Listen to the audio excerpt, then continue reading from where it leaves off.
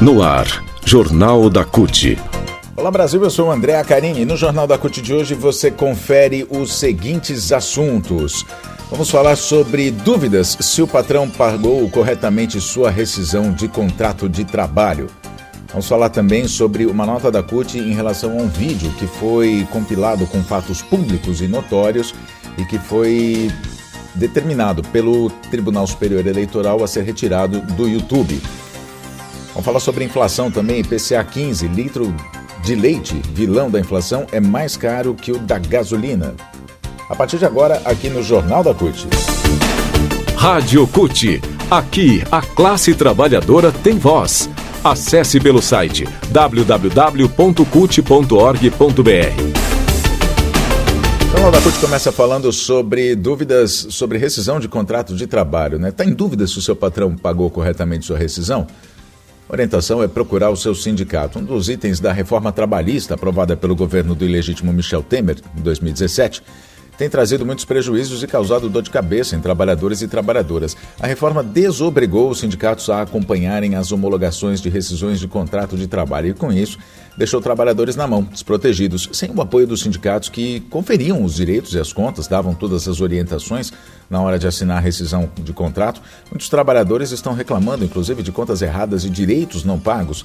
Mas a CUT alerta, os sindicatos continuam orientando os trabalhadores sobre os direitos, os cálculos e sendo o caminho mais seguro para dar orientação jurídica adequada quando for necessário reclamar na justiça direitos não cumpridos pelos patrões.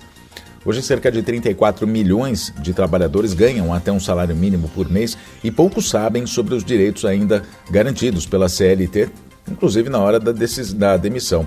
O Portal CUT fez uma reportagem explicando quais os direitos dos trabalhadores na hora da demissão já, e o que o patrão tem de pagar e o que, em caso de dúvidas, o primeiro passo é procurar o sindicato da categoria. Uma das principais preocupações dos trabalhadores na hora da demissão é justamente: será que eu tenho algum direito a receber? Quanto devo receber e quais os meus direitos? São a segunda e a terceira perguntas que mais se ouve nos corredores das empresas. Quem vai poder avaliar a situação do trabalhador, na verdade? Em que condições ele foi dispensado? Se é possível ingressar com ação trabalhista? É um advogado especialista no tema. A maioria dos sindicatos brasileiros tem um setor jurídico para ajudar o trabalhador em todas as situações, inclusive na hora da demissão. Grande parte das entidades, inclusive, tem advogados próprios para atender os trabalhadores. O Fernando José Hirsch, que é do escritório LBS Advogados, um especialista em direito do trabalho, ele diz o seguinte: a orientação é procurar o sindicato para saber se de fato o trabalhador tem direito e quais são esses direitos. A maioria dos sindicatos atendem tanto sindicalizado como não sindicalizado. E o melhor local para o trabalhador procurar saber dos seus direitos é no sindicato. E o sindicato com certeza dará um encaminhamento para o jurídico, a juização, se for o caso. Então o sindicato é o primeiro lugar que o trabalhador deve ir, ainda que a homologação da rescisão de contrato tenha sido feita sem o acompanhamento da entidade. Os trabalhadores também podem recorrer à gratuidade da justiça gratuita, procurando a Defensoria Pública ou então o Ministério Público do Trabalho. Mas ainda assim, orientações sobre como proceder podem ser obtidas por meio dos sindicatos mais rapidamente. Então, o Valeir Ertli, na verdade, que é o secretário de Assuntos Jurídicos da CUT, ele diz o seguinte: nenhuma entidade sindical vai se recusar a orientar os trabalhadores. Aqueles que já são sindicalizados podem contar, a depender do sindicato, claro, com mais vantagens, inclusive no que diz respeito aos honorários dos advogados, mas nenhuma entidade vai se recusar a orientar os trabalhadores. Ele diz isso, inclusive, destacando a importância de todos os trabalhadores se associarem aos sindicatos das categorias. Fala sobre honorários, em geral não tem uma porcentagem fixa, né? Um tanto de porcento aí no valor da ação que deve ser destinado ao advogado quando a ação tem decisão favorável, quando o trabalhador ganha a causa, né? O Fernando José Hirsch explica que isso é pactuado entre o advogado e o cliente. Outra coisa é que o juiz arbitra para o vencedor da ação o máximo de 20% do resultado a ser arbitrado, ou seja, o valor da ação que é determinada pelo juiz, né? O valor da causa. A tratativa, ele diz, ele repete, reforça, o acordo advogado entre o cliente e o cliente não tem limites, né? Isso fica de acordo com a negociação que se faça com o trabalhador e o advogado.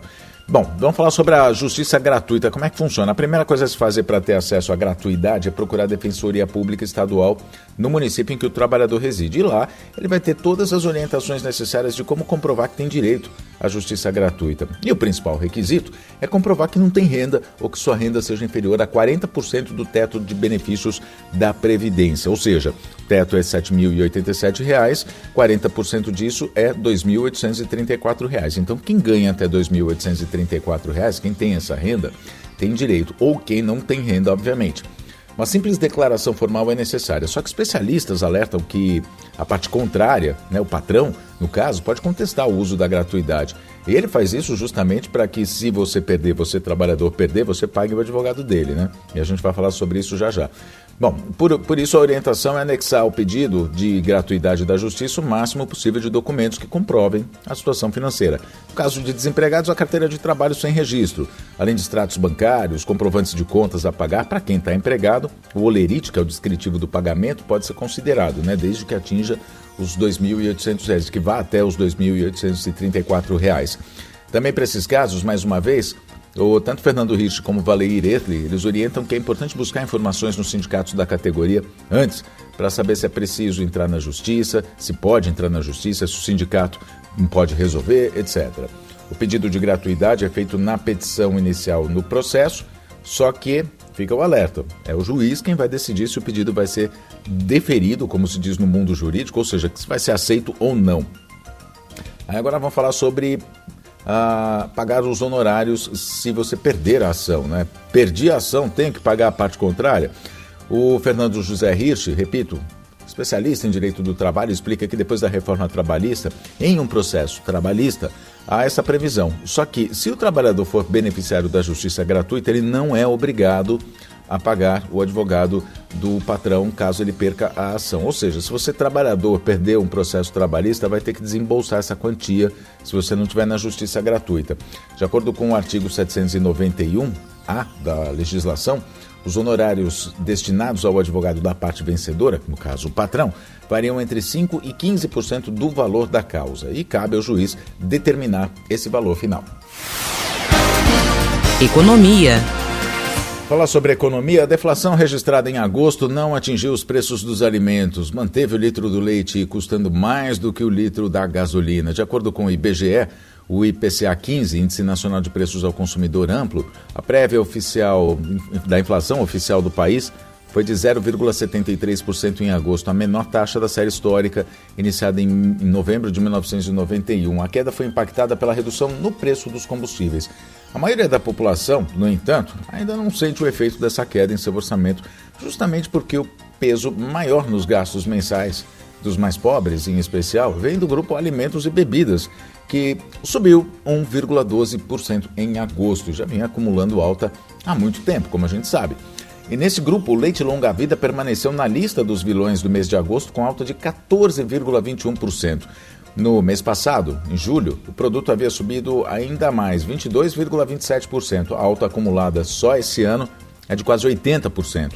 Os aumentos do leite chamam a atenção porque o litro do leite, do produto, está mais caro do que um litro da gasolina. O leite longa-vida Molico desnatado da Nestlé, por exemplo, está sendo vendido no site das lojas americanas por R$ 13,57. Se for com cálcio, custa R$ 7,99. E se o consumidor preferir, custa R$ 17,99. Se o consumidor preferir o zero lactose, vai pagar R$ 13,99. E no site um aviso, pode ser pago com cartão de crédito. Você pode parcelar o litro do leite.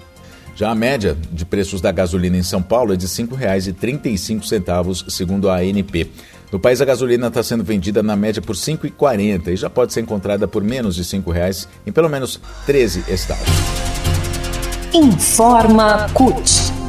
Na noite da terça-feira, um vídeo publicado pela CUT no dia 19 de julho foi alvo de uma ação do TSE, Tribunal Superior Eleitoral. O tribunal determinou a retirada do ar desse vídeo. A CUT esclarece que esse vídeo, na verdade, se trata de um compilado de fatos públicos e notórios que foram amplamente divulgados pela imprensa brasileira e internacional, que retrataram a péssima gestão da saúde feita pelo atual governo.